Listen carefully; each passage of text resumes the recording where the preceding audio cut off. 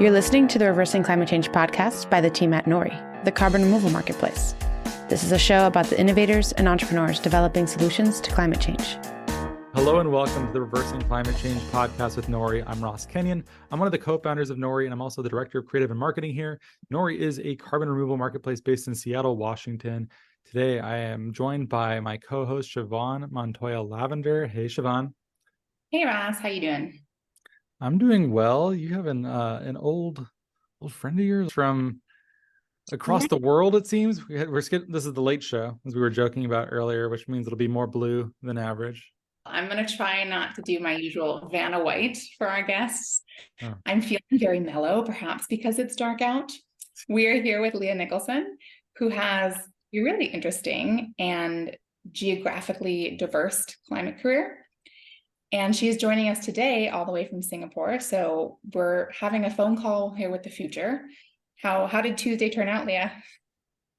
Tuesday was great. I'm just drinking my coffee, so I've got energy for all of us to get the day going. I didn't know you were going to start with time travel jokes. Shiv, some weak stuff right there. You better get your game up. You better get on. Okay. I should have brought a glass of wine to this thing. All right. So Lia has, again, had a really interesting career, everything from representing small island nations at COP26 to doing climate work in West Africa. As we just mentioned, she's in Singapore. So Lia, I don't often like to start with kind of the, what's your backstory generic thing, but I think with you, it's pretty relevant. And I think our audience would be curious. How did you get into climate work? Why have you lived all over the world? For me, it's been a very personal journey coming from Antigua and Barbuda in the Caribbean. And one of my early memories is a Category 5 hurricane, which definitely leaves a mark if anyone's lived through one of them. It was a hurricane that kind of hit the island and then reformed. So it was about 24 to 30 hours long that we were kind of down. I remember my dad and uncle holding the doors closed. So that was, a lesson. And also just living in a small island, catching fish, living that very idyllic life. You're very close to nature and the environment. So environment has always been my passion. And that's what I kind of pursued and followed, worked in local nonprofits in Antigua and Barbuda, eventually studied at the Yale School of Environment for my master's and got into climate change there from an academic perspective. And it really resonated, and it was really amazing to take that and go back to the government and work with the Department of Environment on some of these both local and global issues. Yeah. Now you're head of sustainability at Terrascope. And this episode for our listeners, we talk a lot about carbon removal. Today's show is going to be on the more decarb side. And then we're also going to be talking about this kind of niche genre of carbon removal, which is carbon removal within the value chain, or insetting. And Leah's kind of an expert in this area. And I think for our listeners who have heard of carbon removal, maybe know something about carbon markets, how is insetting different? And can you explain to us what it is? Yeah, absolutely. And this conversation, I think, is very emblematic of where the space is at, where for me, I've always been in the inventory accounting approach. And now you're in the carbon market space and project accounting, and bringing the two together is what we're going to see a lot more of in the future, because there's been some major shifts, which I'll talk about. So I think the lay of the land is, so we've got the project accounting. For the inventory, you've got different ways of breaking up those emissions from the national government level. So each government should be able to measure their own emissions, add those up, and we get the total emissions in the world. There's a city accounting standard, which I did in West Africa at an urban level to help mayors figure out what are their city level emissions and reducing. And then we go into the corporate accounting, and that's where you hear scope 1, 2, and 3. So scope 1, 2, and 3 only exist in the corporate space. The point of corporate accounting is not to add all up companies' emissions up, actually. It's really to look at where does that company have influence on those emissions. So for its purchased goods and services in scope 3, that will sit in the value chain. but that company can influence it, which is why that's the point of accounting, is really looking at that influence piece for corporate. And then the last one we have is product level. So you're kind of taking a bottle of milk and looking at what are the life cycle emissions at that product level. So the lay of the land is there are many different accounting standards, and you use the standard that you need for the purpose that you're looking at. In the corporate accounting one, which is what I'll focus mostly on this session. So when it comes to, there's been historically a bigger focus both on measuring and setting targets for scope 1 and 2. Scope 1 being the kind of emissions from the assets that the company owns, and scope 2 from the emissions from the electricity that the company purchases. In the last couple of years, we've seen a huge shift to scope 3, and that is the supply chain emissions. So a typical company, 85% of the company's emissions will sit in its value chain. So if you're only looking at scope 1 and 2, it's really the tip of the iceberg from an emissions perspective. And actually just focusing on that, you can outsource and have emissions reduction, but that's not true. That's paper decarbonization, not true decarbonization. So with this focus on the value chain, there's this new guidance from the Greenhouse Gas Protocol, which is called Land Sector and Removals. And for the first time, there's a real focus on removals within the value chain of the company. And this is where we're seeing the insetting versus offsetting discussion now taking place. So let's take, for example, a food and beverage company that's a processor, and they package orange juice. So the emissions for their direct operations would be, just the packaging and the processing, but the scope 3 emissions will be growing those oranges on the farm. And what this standard now says, which is in draft form, so the final version will be released next year, and it's several hundred pages of kind of accounting guidance for this sector. What this guidance says is if that company practices more sustainable land management on that orange farm, on that grove, and it can count removals, then it can it can account for those removals. So it's actually removals against its emission sources. That's getting a little bit into the target setting standard, which is the Science-Based Targets Initiative. So the difference, how that is playing out is the removals within the value chain are being netted against the kind of sources of emissions for that flag sector. Where we're seeing, how does this kind of dovetail with the project level accounting, is the greenhouse gas says if that company has sold those offsets or has looked at projects around removals within the value chain, then it may or may not show up in that company's emissions because of this difference in, for example, avoided emissions. So that's kind of the high level insetting versus offsetting, and but we can go deep into that if you want to. I know you guys are in the different time zone, but let me know what you have appetite for. What do you do when, the old line that always gets used here is that everyone's scope 3 emissions is someone else's scope 1. Is there a good reason not to simplify and just have everyone do their own scope 1 and not worry about really hard to calculate, really diverse value chain questions? Yes. So first of all, I think the scope 3 is becoming much less hard. And for me, that was the point of joining Terrascope, which is a carbon accounting SaaS platform using AI machine learning to get much better estimates. So even if everyone does the scope 1 accounting, how can I, as a company, maybe I'm further downstream, I'm a bigger player, how can I incentivize my suppliers to decarbonize? So they may have a scope 1 emissions measurement, but the scope 3 is really about leverage and influence. It's about decarbonizing across the value chain. So when you kind of combine that with the target setting piece, I think, so a lot of the companies will have their scope 3 targets, and then this is where the kind of contractual obligations come. So I'm going to pick suppliers that have targets themselves that do measure. So all of the suppliers should be measuring emissions. That's becoming much more universal. But then it's leverage. It's like understanding that 50% of my emissions reductions will come from these 10 key suppliers that I have, and who can afford to take those actions, who can afford to take those risks, and how do we kind of structure those relationships that look at decarbonization across the value chain. I think So that it's about influence and leverage, in short, for me. I think that companies like Terrascope is always just a reminder that there's so many skill sets that are needed for climate change, addressing climate change. And I think a lot of people don't think accounting, that's really like a climate skill set, but it's actually this really critical skill set that I think kind of gets brushed over because it's not super sexy. It's accounting? Not. What? Go ahead. Not Continue. Sorry. And so I think that this idea of tracking and accounting for emissions is really, really crucial.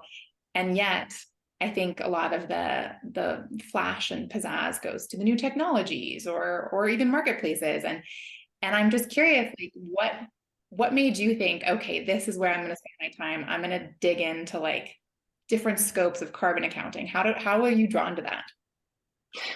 It's a good question. I also want to seed the idea for next year's Halloween to have a bunch of sexy carbon accountants for costumes. Awesome. With methane and nitrous oxide, all of you.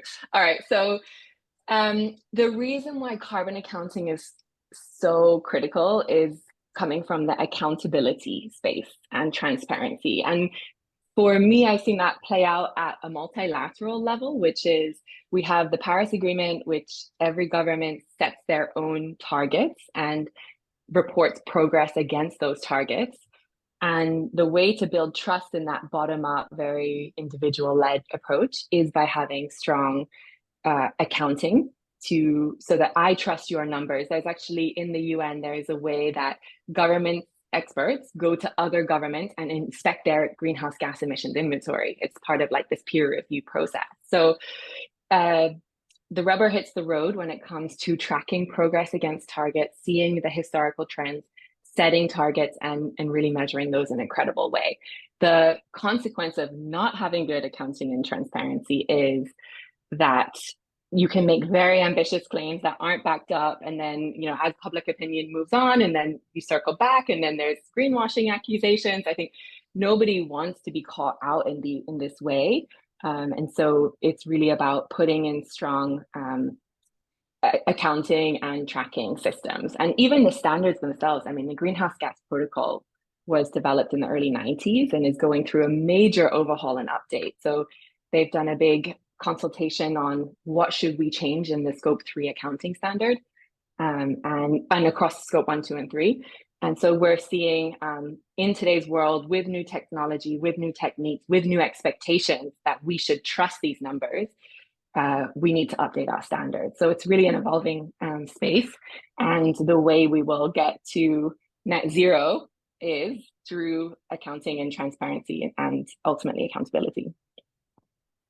Do you think the greenhouse gas protocol is here to stay? Because I've also seen challenges arise recently, like the E-Liability Institute. I think they're doing really interesting work. I think they're trying to eliminate multiple scopes and try and simplify things down and use basically best practices from financial accounting and skip over a lot of the developed by sustainability experts who are not accountants, that they're doing things that accountants would shy away from, things like additionality that are frankly non-objective measurements of quality that have a qualitative element to it. Accountants don't love that. And trying to find ways that are a bit more standardizable and trustworthy, and also less difficult for outsiders to access. Or maybe not, maybe it just requires a different type of skill set to do so. I don't know, are you tracking developments like that, or do you think that the GHG protocol is still going to remain dominant? They're walking a difficult line of making guidance that is acceptable. It's global, so there will be inherent limitations and scope for interpreting based on the sectors you're in. Where we're seeing evolution, and yeah, greenhouse gas protocol is not the only standard, right? We have the ISO standard. There's a new World Business Council standard for product level accounting that looks at exchanging data across the value chain in a more standardized way. What's interesting is much more sector specific guidance. So the landscape feels as though it's really specializing in a way that is new, whereas so we're seeing, the chemicals industry has a guidance on carbon accounting for that space, and this land sector and removals guidance very applicable to the food and agricultural space. So there's a role for sector specific additions, and but the greenhouse gas has been reinforced in a big way through the ISSB, the International Sustainability Standards Board, which has put out this kind of global baseline for climate disclosures that now Singapore has said they'll pledge to adopt it, Japan, UK, Australia. So many governments will take ISSB and put it in, an ISSB's accounting standard is the Greenhouse Gas Protocol 2004 version. If Greenhouse Gas Protocol updates, which they plan to, then ISSB will review. So there's this really interesting dialogue between the bodies that are kind of at the core of setting these standards and tracking it. I expect us to see more kind of industry specific like guidance and specialization to help get more accuracy in those areas. Standardization, super critical, and it's kind of both disheartening and relieving to hear that there's this much kind of unsettled or undefined standards within decarb as well, because we certainly have that over on the carbon removal side of trying to figure out how do you compare these heterogeneous credits and what are the standards and how should the MRV, the monitoring, reporting, and verification be conducted in a standard way. So I think the whole kind of climate industry in general is struggling with the standards. You've negotiated a COP. You're about to go to the next COP, I believe. How do you think people are thinking about standards from these more like big nations negotiating standpoint? Like, is everyone looking for the standards? Is everyone kind of trying to avoid standards? What would you say is kind of the general opinion? There's definitely a big divergence about what countries are looking for what. So, for example, the EU is doing a lot more transboundary, recognizing that every government kind of can set their own targets, and it has that sovereignty to adopt and set and determine what is applicable in their boundary. But at the same time, climate change being a global movement and a global problem that needs a global solution. So the EU is taking an interesting transboundary approach with the carbon border adjustment tax.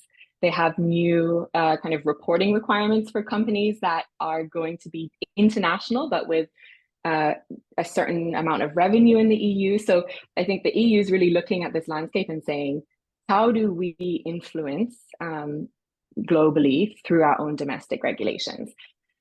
But the multilateral process is handicapped by there can be like voluntary recommendations like the Task Force on Climate-Related Financial Disclosures, TCFD, but it's up to governments what they do, and it's kind of a peer pressure.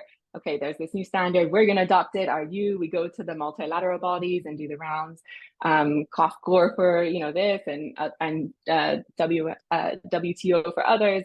But it's going to be a patchy landscape for a long time. So you see, even within all these different international standards, there's domestic variation. But that being said, it's interesting in the corporate space where governments make the pledges and then figure out how will they now get their companies to fall in line and to set targets and to measure emissions. So really replicate that process that governments have been doing for a couple of decades. And that is where, for me, the scope 3 really kicks in, because scope 3 is transboundary as well. So having a company registered in one jurisdiction that must measure scope 3 means that company's obligation now is to go to its value chain and ask for the emissions and so on further out the tier. So, for example, in Asia, we have some of our clients are measuring emissions because their customers are asking them, not because they're regulated to. So in some ways, the scope 3 kind of value chain focus is a winds of change that will permeate at a global level. Because the big challenge for us is that the industrialized countries are already declining emissions, emerging markets are increasing emissions, this is where Asia is where the future of emissions are going to come from, but regulations are lagging behind. And so the focus on the value chain and action within the value chain feels like a very promising element to have some of that technology transfer and those things that we strive for at a kind of a government level to actually play out in practice.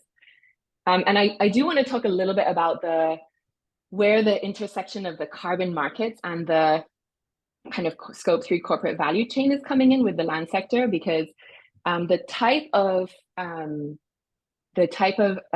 transparency and the safeguards in place for action within the value chain is actually taking a lot from the carbon market space. So let's go back to that orange fruit juice company, right? So on that farm, all the way up the value chain, that company, if they want to count those removals, has to have the storage monitoring, it has to be primary data collection, there has to be reversals accounting. So a lot of concepts that were developed through the carbon markets accounting standard are now coming into the corporate value chain from an MRV, from a kind of primary data and other things. What's missing is the additionality, right? So we don't look at what could have been in the corporates, it's just an inventory. It's like, how much emissions are you emitting and how much are you removing? And that's it. And if you want to count the removals, you must have these 5 criteria met. And so it's kind of a slice of the carbon markets piece. And that should help us to have much more of a focus on regenerative agriculture, on land-based kind of on-farm practices, on some of these goals that the carbon market space is trying to foster and to do.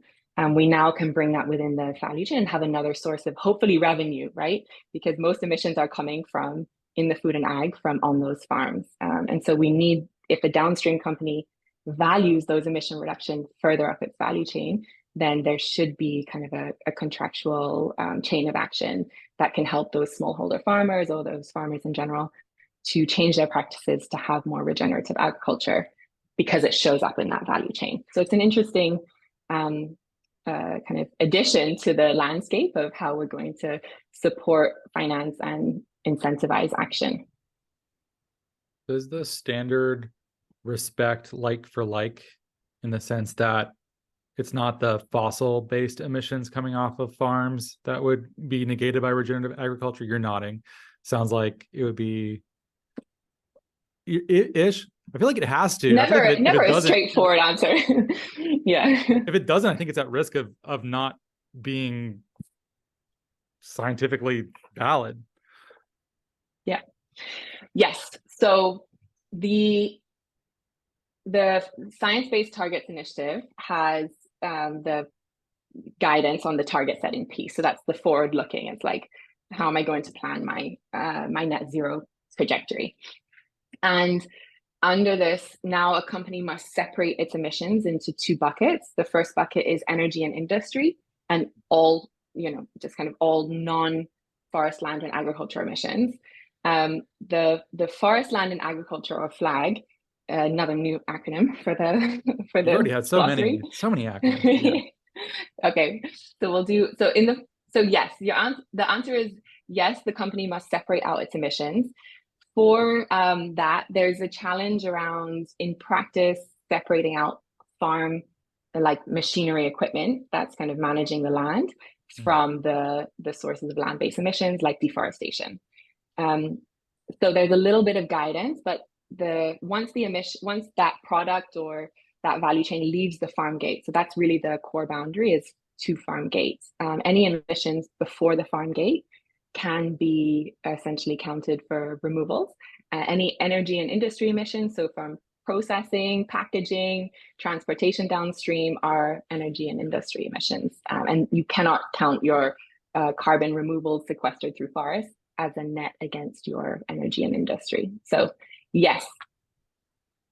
How'd that decision get made that way? How'd it get made?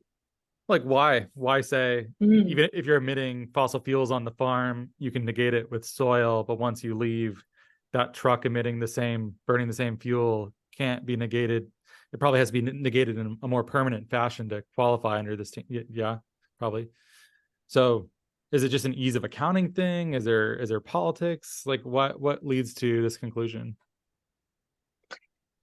I wasn't in the room for discussions, but I can give you my view. It's much more aligned with the science of decarbonization. So if you're looking at on-farm emissions, you're looking at typically deforestation, application of fertilizer, and if you ring fence that, and what are the practices that I could do to reduce those emissions and to sequester through removals, that's a much more kind of a precise way to decarbonize that source of emissions versus if I'm planting trees and I'm trying to use that to counteract my energy combustion. Planting trees is not going to reduce my emissions. It's about the reductions and the decarbonization. It makes more onus on rolling out renewable energy to reduce my fossil fuel emissions. So it's really about targeting action because we have so many affordable climate solutions that are already either cheaper or cost competitive or very slightly higher. Then how do we start to create the safeguards or the guardrails around action that will reduce and deploy those technologies where those sources are happening? That's my view. I like to think it's informed by science. Yeah, I'm sure that it is. It's just interesting to think that through, and not all of these decisions, because the granularity of information here and that quality has a cost. And maybe it could turn out that measuring the exact source of all those emissions, even on a farm, costs way more than just making a conservative assumption and dealing with it some other way. And I think sometimes carbon removal especially has a really strong pedantic quality, this fighting words maybe, that like the desire to be extremely precise, which is noble, often leads people to, there's fights over permanence right now about whether 1,000 years or 10,000 years even count. Honestly, who cares? I'm saying it here that fight is foolish. And I think our time would be better spent saying once you're in 4 digits, maybe even high 3 digits, like if we don't have climate change figured out by the 3000s, I think we got bigger problems, and I don't think we need to be that forward looking, frankly. But it comes from a good place.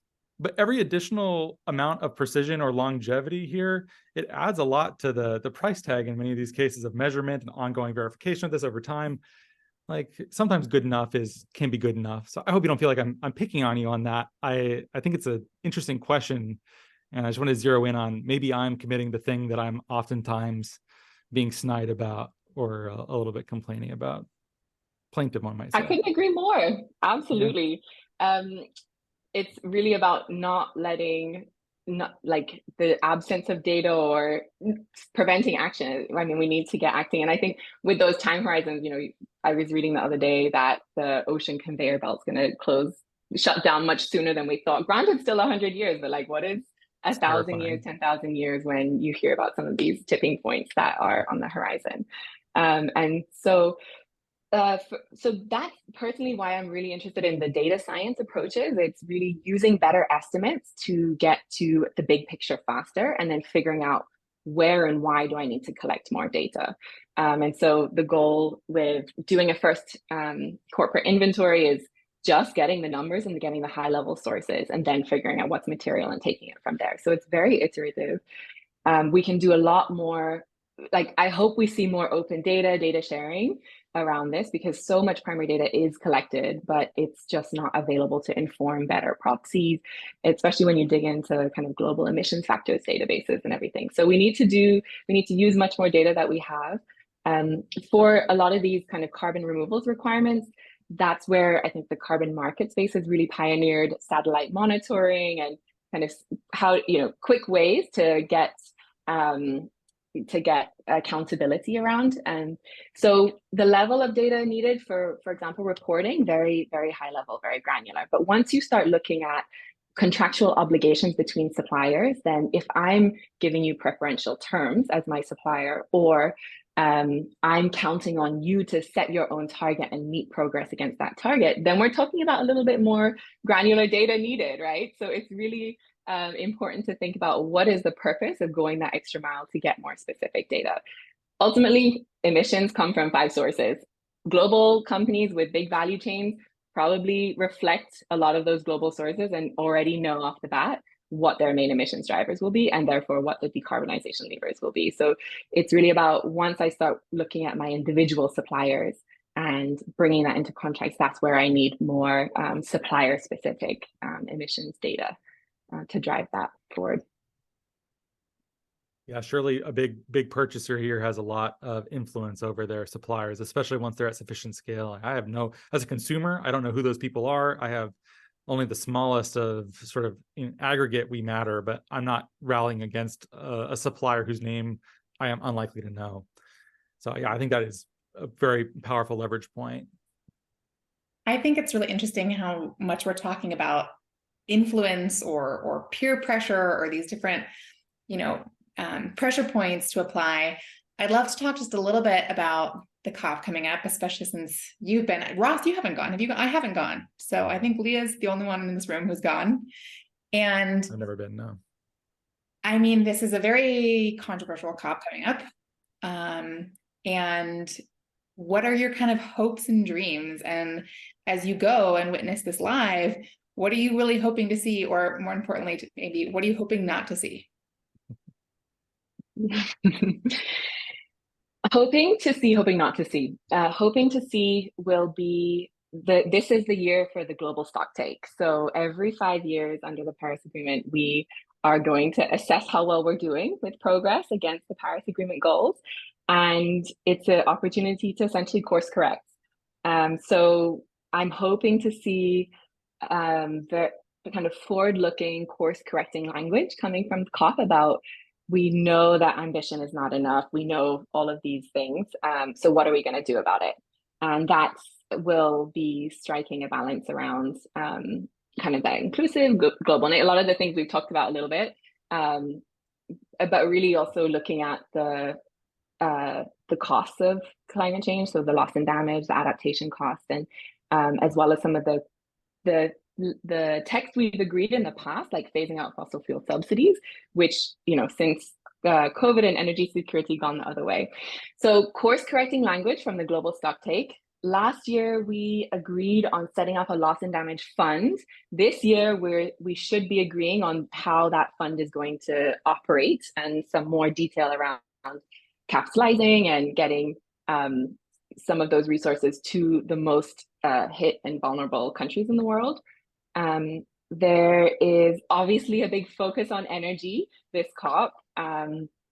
For me, I think while we do need some element of carbon capture and storage, when you look at the cost per ton, the IPCC report says, you need to value carbon over $100 per ton versus renewable energy much cheaper. Even on-farm agricultural practices, I think $20 a ton, and you'll have unlock major decarbonization in that sector. So I think putting carbon capture and storage where it belongs as one lever, but making sure that we're focusing on the things that are cheap, affordable, and scalable today, and that those have the prominence in our energy transition and in our kind of global decarbonization plan. So that would be what I don't want to see. And I think we're paying attention. And the COPs are really important for language and signaling, but ultimately rubber is already hitting the road in governments and the legislation they're passing through. So I almost wouldn't also over anchor on what comes out. And, having been in this space a long time, there's going to be highs and lows, but we all see the writing on the wall. We agree we need to change, and we're all working towards that. That's very encouraging to hear. And I think perhaps you're right that those of us in the climate space that aren't attending COP oftentimes put a lot of pressure in watching COP and thinking, what are they going to decide? What are these targets going to be? But it's encouraging to hear you're saying rubber is hitting the road. How much do you think that's true on relevant timescales? relevant to limit warming to 1.5? Relative to living warming to one, well, let's go for 2, man. I'm still on the 1.5. Haven't let it go. I just think we have to keep the 1.5 and we have to try our best to do it, because it's not even 1.5 to 2, it's like 1.6 is better than 1.7, which is better than 1.8. And we have essentially a political agreement for 1.5 that we hold ourselves to and we hold the world to. And if that, once we know for sure that that's passed, then there should be safeguards that happen, and then you have to start counting the losses of it. Action on sometimes if I zoom into one thing, I can feel really excited and hopeful. And if I zoom into another, I'm really like, wow, we're just lethargic and moving so slow. So I think you kind of have to balance and make sure you hold the vision of 1.5, have the problem you're working on, making sure that you're doing it in the most kind of credible and kind of transformative way that you can, for that transparency and accountability piece. And so some of the things that give me hope really is the legislation that's coming up, like this carbon border tax, is going to have global repercussions, because if I'm a company shipping to the EU and then they start to give tax revenue to the EU, Thailand is now incentivized to put in a carbon tax. So we'll start to see some of these kind of policies spreading further throughout the world. Already the disclosures and the pieces, so that's definitely a source of hope. Level of awareness is incredible. Just everyone talking about it, thinking about climate action and figuring out how it affects them, whether that's out front in the media or behind closed doors in strategic boardrooms. There is, I think, the things that are challenging, yes, is even in the legislation piece, it's like 2025, 2026, this kicks in. And I'm like, well, we're supposed to have peaked global emissions by then and already be coming down. The fact that, in 2030, we're going to almost grow by, I think, 40 to 50% the world economy is planned. And in that time, we're supposed to have emissions. So some of those challenges further out, but I draw a lot of inspiration from this quote that Bill Gates says, which is, we kind of overestimate what we can do in a year or two, but we underestimate the change that will happen in 5 to 10 years. So I think with all of us putting attention on what is the next, how can we maximize whatever we're doing in the next year or two, you can see the way that the systems will change, and cost benefit will start to change. And once we start to see those decisions playing out, if the company feels the pain of losing a contract because they weren't competitive on carbon, and we start to see that more visibly, then that's going to inform decisions of, trillions of dollars, billions to hopefully trillions of dollars of deployment of capital. So it's really just a question of how soon are we going to feel the pain of not doing this. But the elements are there, and we just need to keep putting our effort where we know will pay out. I'm interested in the trans-border tax approach as well. I think it has elements of a market-based policy, which are really interesting. It doesn't tell you exactly how to decarbonize whatever it is that you're selling. It just tells you to figure out a way to broadly get there, or it tells countries to do that internally before you ship things around the world. I think that can be a really powerful thing, and I'm looking forward to seeing how that goes too. I mean, the Brussels effect is pretty powerful too. We've seen that with GDPR. So we'll see. It probably will have an outsized impact, and it will not likely remain just in Europe. Actually, I don't know. Do you think that's true? Well, UK, bordering Europe, but they've already said that they're going to do the carbon border tax. Oh, there really? may, Wow. UK's going to do it. In Southeast Asia, Singapore is the only country that has a carbon tax in place. A couple other governments are planning to, but because there's this equivalency measure in the EU carbon tax, if you've paid your tax at the country of origin, you have to pay less tax when it's imported to the EU for the 6 commodities, right, that it applies to. So in Singapore, for example, we have $5 per ton of carbon tax. it's going up to $25 next year, and then it will continue to increase so that's a 5x increase next year. It goes up. It really applies to kind of the energy. So it's a limited number of companies that it have to pay that tax. And the rules are you can offset maybe 5% of what you owe for carbon credits offsetting. So there's a little bit of room for that as well. It will definitely have transboundary impacts, whether we can trace and say it's because of the EU, like, let's see. But for sure, I mean, the idea conceptually of just putting a price on carbon and letting the markets figure out what is the optimal way forward is very appealing. Unfortunately, it's politically challenging. But I think more and more companies are already doing shadow pricing of carbon just to future-proof their business models. And but it doesn't really get converted. It's not like the company's actually paying that and feeling the consequence of that decision. So right now it's a bit of a theoretical planning tool, but putting a price on carbon would solve. I mean, that's one of those things, right? That if we can get at least maybe G20, there's some discussions around G20 agreeing to apply a price floor. But yes, absolutely. I think it's going to have global repercussions. Also, the disclosures from global companies as well. And yeah, scope 3. Yay.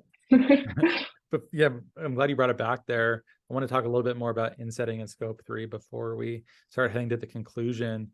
I think it's fair to say that there's been more skepticism about offsets, and companies, especially the bigger ones, are concerned about the Delta lawsuit and other concerns about carbon neutrality and what exactly it means to take care of one's emissions and not wanting to get called for misrepresenting oneself in any sort of legal sense.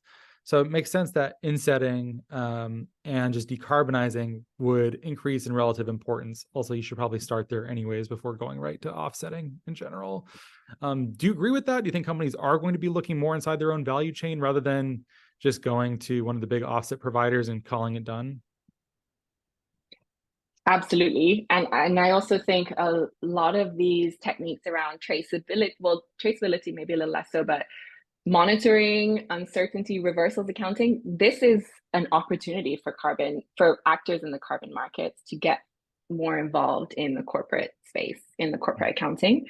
So there's huge opportunity. And actually having some conversations with satellite providers and others that have built up their capacity and business model for the carbon markets are very keen to work with companies that are looking for account the MRV piece within their value chain. So it might be more of a pivot than a repositioning than a complete change.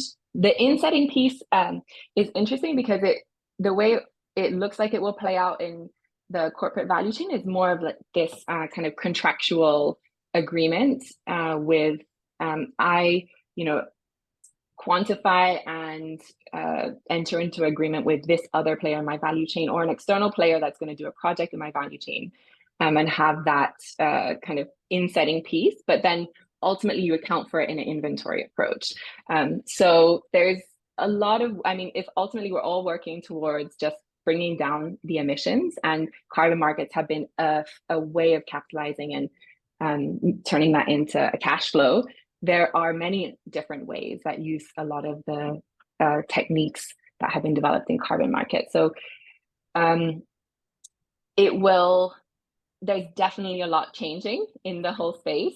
And we've got that mitigation hierarchy. You start with what you can avoid, you look at what you can reduce and substitute, and then ultimately kind of that compensation is in its place. And we're seeing now the standards starting to back up this conceptual hierarchy in how a company should have a credible decarbonization plan.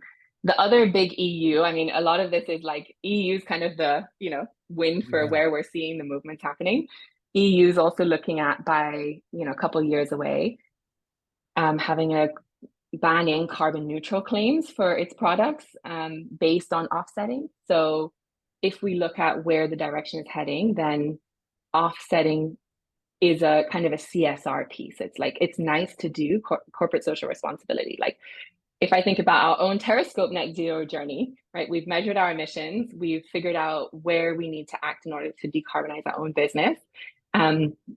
We will look at doing offsets as a contribution to the social good, but we will count our emissions and count our removals without the offset piece. So until we get to a certain level where we've decarbonized, we've done everything we can, and then we offset. And that's kind of in line with the science-based target. So there's like short-term need to kind of get money going to those decarbonization places, but how do we do that while really focusing on those difficult, more kind of potentially transformational actions on reducing emissions?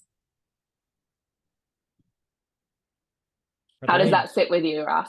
I mean, I'd like to hear your perspective working in this space. What do you see? I mean, it's not as good of radio when there isn't as strong of a, well, I see it a little bit differently, and this is how I feel. I'm like, yeah, I think people probably should go that way. It's much harder. Turns out taking a stock of your life and your moral failures, it's easier to just give to charity than to address the failures. So it's not surprising that companies would like a simpler solution. Turns out though that, the call is coming from inside the house. As therapists like to say, you need to deal with that yourself. So I think it's good. I think regulation done in the right way can be really powerful. And we started this conversation about standardization and how important and powerful that can be. And I'm frustrated with the proliferation of so many standards. I can't even keep track of all of them and which ones I'm supposed to care about and which one is ascending, which one is declining, which ones I actually need to be tracking, which ones are going to fade into irrelevance in a year. And there's a desire to have like some strong centralized authority just come out and say, this is the way it should be. I think people forget that there's serious risk to that too. We had the UN body recently almost discredited all engineered carbon removal as sort of a legitimate pathway to net zero. And that scared our industry very strongly and saying like, wow, this might be entirely out of our hands in some centralized body that we have very little access to. So maybe the decentralization here can be protective in a way and not nearly so chaotic. So anyways, we're an unhappy race of conscious entities, humans, by which I mean that we're just unsatisfied and it's hard to please us. But no, that's a rambly way of saying I broadly agree with you. I hope you're right. I hope we're able to start making progress towards this. It scares me when I see headlines about Antarctica, about heat waves in Brazil. I see things happening that are truly spooky. We don't have a lot of time to keep talking about exactly how to do this and how to do that. It's almost like, can we just get a move on? And the good news is though, you are right though. Some places you look, it's amazing. I'm really encouraged. Some places you look, you're terrified. I try to get a good balance of both. Maybe can you give us like what's like a dark horse thing that the average person doesn't know about that you think is really going to swoop in here and have a big impact 2, 3, 5 years from now? And because you clearly know so much about this and you're looking ahead. Well, dark horse in terms of, unfortunately, the way we tend to operate is crisis mode, right? So we saw progress after 30 years trying to get a loss and damage fund. It took $10 billion of losses in Pakistan, which was chairing the group of 130 developing countries. I mean, you can never attribute anything to one thing, but having Pakistan chairing a group of developing countries in the year that we went for the loss and damage fund, that was really one of the key factors that happened. So we're all working towards averting crises and cost to human lives and to assets. At the rate we're going, we know it's just a matter of time to the next one. And for me, those are going to be the dark horses. If we don't get our act together and start to avoid some of these things that we know the science is telling us is out there, then that's going to trigger short-term focus and push a lot of these things through. Like maybe that is what is required to get a carbon tax agreed among a group of countries that are major industrialized kind of or emitters. And then that will have a reactionary, but very short-term and transformational impact. So yeah, but in the meantime, we do the best to avoid these disasters and crises. I think that's the nature of the environment, is you're always preventing things from exceeding we try to prevent the spills and we try to do this, but inevitably some of these things make their way through, and then you have to use that focus and window of opportunity to get a major win and change things and have that carry forward. So that's my dark horse perspective. Dark horse perspective. Yeah, I was hoping it was like a Seabiscuit kind of thing. The horse is in the back that comes out and surprises everyone, and it's good. That sounds like a scary black swan, but also with a silver lining. There's too many mixed metaphors here. Siobhan, save us. We got to get out of here. This is save me from myself. We're at this point. Well, Leah, I'm really excited that you're going to this, what many are considering disaster of a COP. I'm glad you're working in Terrascope and helping people decarbonize. Tell the people where they can follow you, and or what are some projects you'd like to shout out about Terrascope, or how could people work with you guys? Yeah, absolutely. So on LinkedIn, on the website, I also run every other month a climate cafe, which is I get to talk to really interesting people. Actually, I did one yesterday with Ben Caldecott, who does the transition planning work in the UK. So that's a great forum to kind of keep up to date with some of the things we're doing. So definitely reach out. LinkedIn is a great spot. Terrascope, and if anyone happens to be in Singapore or be based here, then we're always trying to avoid flight emissions, but it's always good to connect with climate folks in this part of the world. Yeah, well, I'm so glad we got to connect with you today. I hope you and I get to connect in person again soon. Ross, believe it or not, Leah and I graduated from the same position the same year, and look at all the cool things she's doing. Don't say that about yourself. I think what you're doing is you're working on this pod. Yeah, you're right. Sorry, Leah. You have a much more impressive spot. No, I'm just kidding. I'm about to edit this. I don't want to insult you publicly, Siobhan. Don't put me in a position to. We're just really glad to have you on. I hope we can have you again in the future when we have some of these dark horse events and we see some real action and have you give us the 101 about what's happening. So thank you so much. Keep up the good work and come again. Thanks so much for having me, and really enjoy the speakers that you've had on. And this is super important, just like getting the word out and getting the education. So awesome.